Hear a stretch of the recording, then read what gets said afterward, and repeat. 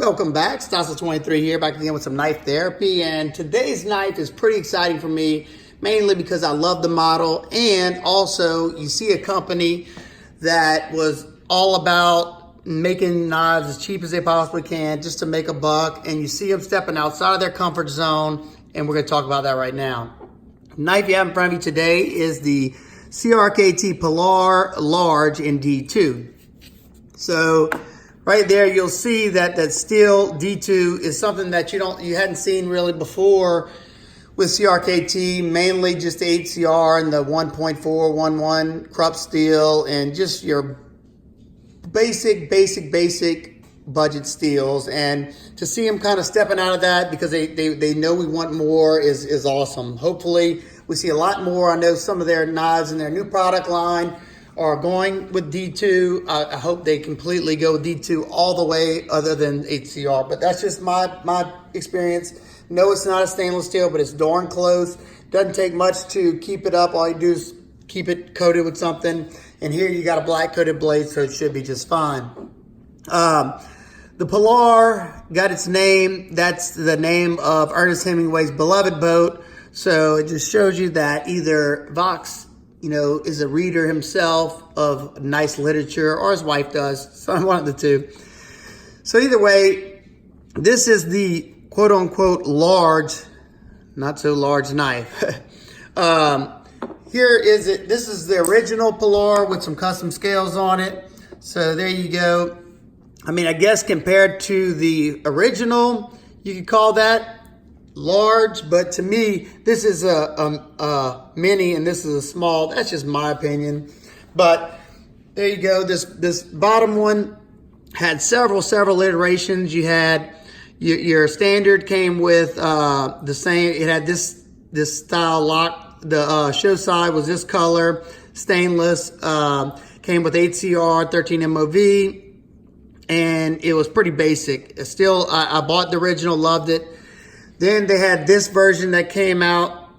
This was the 12C27, which was perfectly fine for me, especially with this small of a knife. It's not going to see any really rigorous cutting task. So I bought the 12C27 one. I put a set of custom micarta scales on it, and I absolutely love this guy. They then came out with a Blade HQ exclusive that had S35 VN scales with carbon fiber show side scale and the same style lock. But being that I already had this one, I didn't really see a need for me to buy that one as well. So I passed on that one. And I also gifted my HCR one to somebody else because I didn't need two of them. But this knife had treated me really well. And when I heard that they were going to be doing a bigger version of that, signed me up because I love the design, very comfortable in hand, and could handle my EDC task pretty well for, this size of a knife. So not only did they make it a little bit bigger, they also added a flipper tab, and it came standard. I mean, they had 3 different iterations right out the back, and we're going to talk about those real quick like.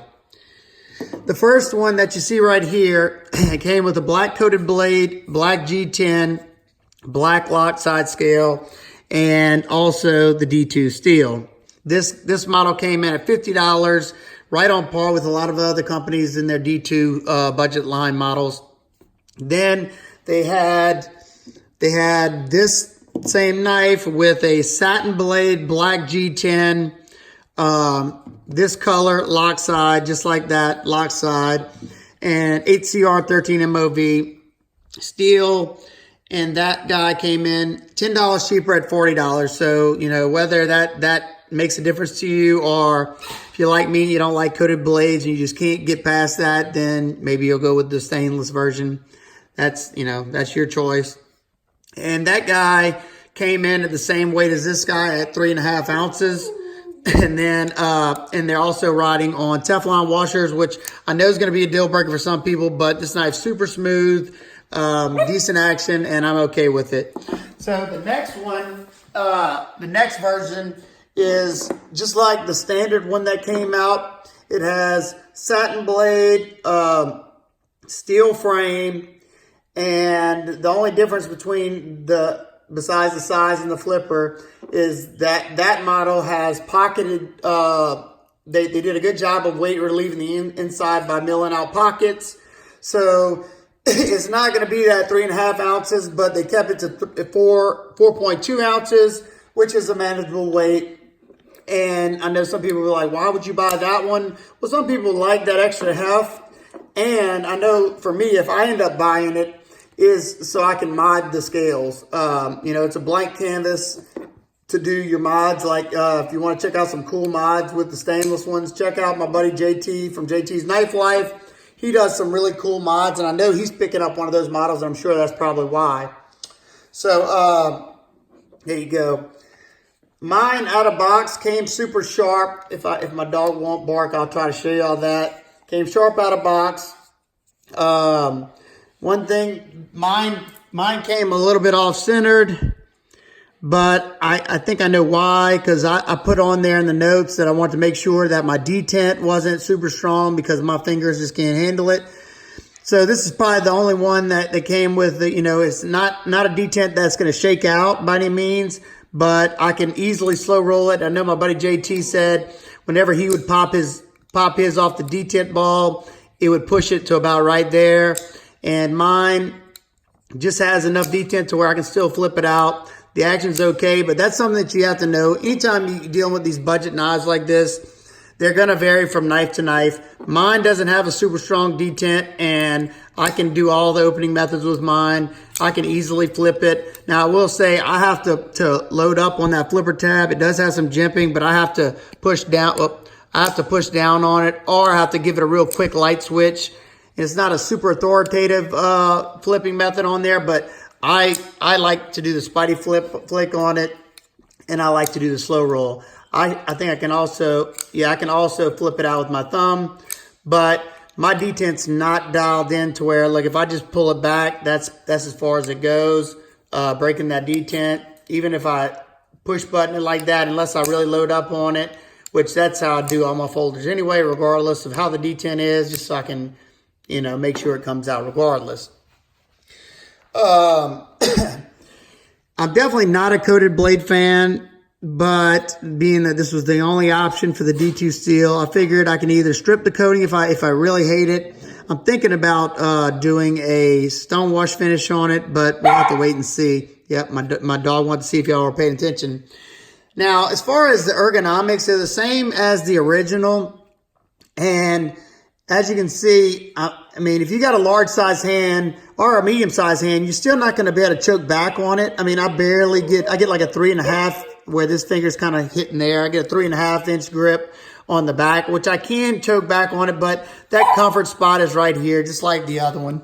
Let's see the difference in the blades. You're not getting a whole much more out of this one, so if that's what you're expecting, you're going to be kind of disappointed there. But let's see. Let's line up these two blades. My dog definitely wants to be part of this video. We're going to line up the edges from edge to edge. So as you can see, you're not getting a whole lot more. Literally, you're not getting much at all. And then your handle scales, you're literally getting that little piece, like from the lanyard hole back. That's all you're getting. But on this one, I definitely only get a 3-finger grip if I decide to choke back. But these knives with that full forward finger trawl are made to be choked up on. That's just how they are. So if you are comfortable in this one, you're not, you got to make that decision whether, the flipper tab and the steel difference, it makes a difference for you. For me, it did. I definitely want to check it out. CRKT does a great job with their Teflon washers. Mine's really smooth. That's out of box.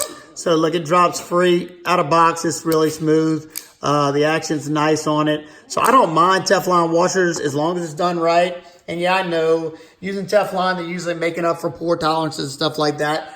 But at $50, I think it's good. I think it's good to go. Like I said, I'll probably be doing some mods to mine.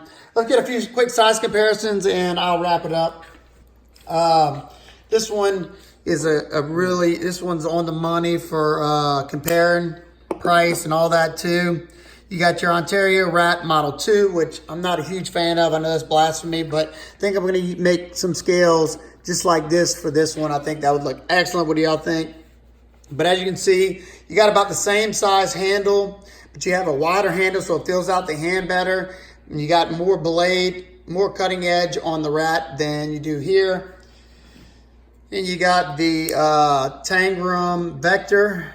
These two are really close in size as well. The Vector is a little bit larger, not by much, but you have arguably better steel on this guy, but this one is a stainless, and I've tested this thoroughly. It's good to go.